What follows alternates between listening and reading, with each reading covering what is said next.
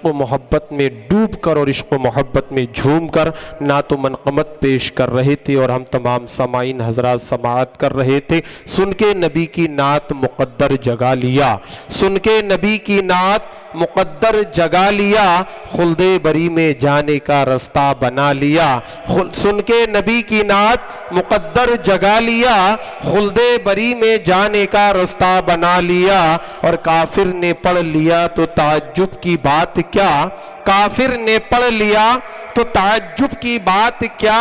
آقا نے کنکروں سے کلمہ پڑھا لیا، آقا نے کنکروں سے کلمہ پڑھا لیا۔ میں دیکھ رہا ہوں آپ حضرات بڑی خاموشی کے ساتھ سماعت کر رہے تھے، جبکہ بلبل مستجاب عشق و محبت میں ڈوب کر ہمارے سامنے نعت و منقبت پیش کر رہے تھے تو بڑے کم حضرات کے ہاتھ تھے جو فضاؤں میں لہراتے ہوئے نظر آ رہے تھے۔ میں چاہتا یہ ہوں کہ دیکھنا یہ ہے کہ آپ حضرات میں کون کون ہے جو اپنی ماں سے سچی محبت کرتا ہے۔ جنہوں نے اب تک ہاتھ نہیں اٹھائے ہیں وہ دونوں ہاتھوں کو فضا میں لہرا کر کے ماں کی محبت کا ثبوت دے، اور دونوں ہاتھوں کو فضا میں لہرا کر کے ماں کی محبت میں یا رسول اللہ کا نعرہ بلند کرے۔ یا رسول اللہ، کون کون اپنی ماں سے سچی محبت کرتا ہے؟ ماشاءاللہ الحمدللہ، لگ تو یہ رہا ہے کہ سبھی سچی محبت کرتے ہیں، تو شعر سماعت کرے۔ صدقہ بھی دے دیا نظر بھی اتار دی،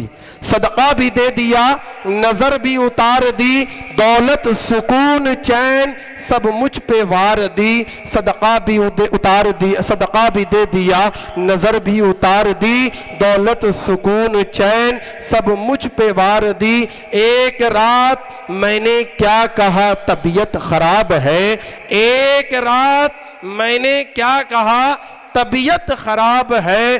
ماں نے تمام رات دعا میں گزار دی۔ دونوں ہاتھوں کو اٹھا کر کہے یا رسول اللہ، ماں نے تمام رات دعا میں گزار دی۔ اور یہ چار مصروں میں آپ کو ایک پیغام دینا چاہتا ہوں کہ رب کی رحمت وہاں نہیں ہوتی، رب کی رحمت وہاں نہیں ہوتی جہاں ماں کی عزت جہاں نہیں ہوتی، رب کی رحمت وہاں نہیں ہوتی، ماں کی عزت جہاں نہیں ہوتی۔ اور سب سے بدبخت ہے وہی بیٹا،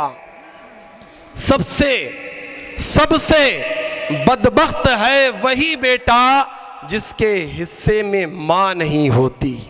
جس کے حصے میں ماں نہیں ہوتی۔ اور ہم سب کی آرزو، میری آرزو، اہل اسٹیج کی آرزو اور تمام سامعین کی آرزو کو میں پیش کر رہا ہوں۔ ایک ایک مصرے پر آپ آمین کہنا،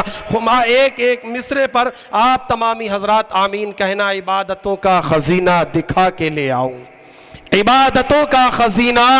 دکھا کے لے آؤ، وہاں سے خلد کا زینہ دکھا کے لے آؤ، عبادتوں کا خزینہ دکھا کے لے آؤ، وہاں سے خلد کا زینہ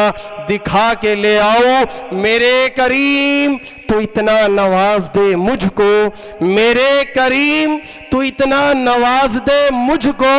میں اپنی ماں کو مدینہ دکھا کے لے آؤں، میں اپنی ماں کو مدینہ دکھا کے لے آؤں۔ حضرات محترم، اس وقت قریباً رات کے 12 بج رہے ہیں اور تمام کے تمام لوگ اپنے بستروں میں آرام فرما ہوں گے، مگر الحمدللہ ماشاءاللہ آپ اولیاء کاملین کے متوالے اور حسنین کریمین کے چاہنے والے پیارے آقا صلی اللہ تعالیٰ علیہ وسلم کے دیوانے کے پوری بیداری کے ساتھ میں یہاں پر آپ جلسے کو سماعت کر رہے ہیں۔ بڑے خوش نصیب ہیں آپ لوگ کہ نبی کریم صلی اللہ تعالیٰ علیہ وسلم کی محفل میں آپ تشریف فرما ہے، اور آپ کی اس بیداری کو دیکھتے ہوئے مجھے یہ شعر یاد آ رہا ہے: سارے عالم کو نیند آ گئی ان کا دیوانہ بیدار ہے، سارے عالم کو نیند آ گئی ان کا دیوانہ بیدار ہے، آپ خود ہی فیصلہ کیجئے کون جنت کا حقدار ہے، آپ خود ہی فیصلہ کیجئے کون جنت کا حقدار ہے۔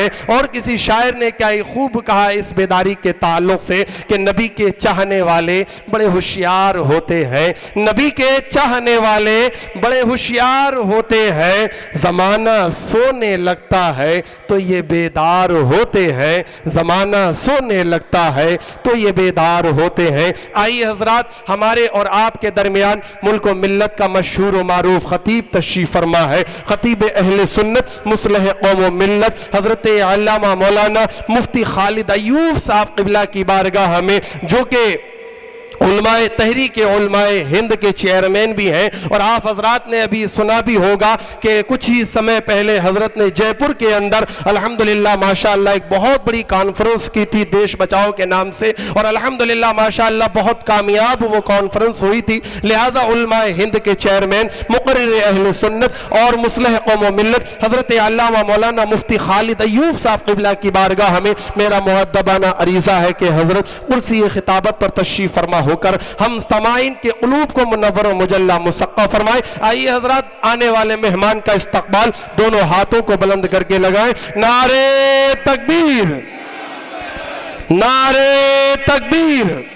نعرے رسالت، نعرے رسالت، نعرے حیدری، نعرے حیدری، مسلک اعلی حضرت حضرت علامہ مولانا مفتی خالد ایوب صاحب قبلہ، نعرے تکبیر، نعرے رسالت، بادشاہ بلاغت چلے آئیے، تاجدار فصاحت چلے آئیے، لے کے گلزار طیبہ کی گل کی مہک، مشک بار خطابت چلے آئیے۔ السلام علیکم ورحمۃ اللہ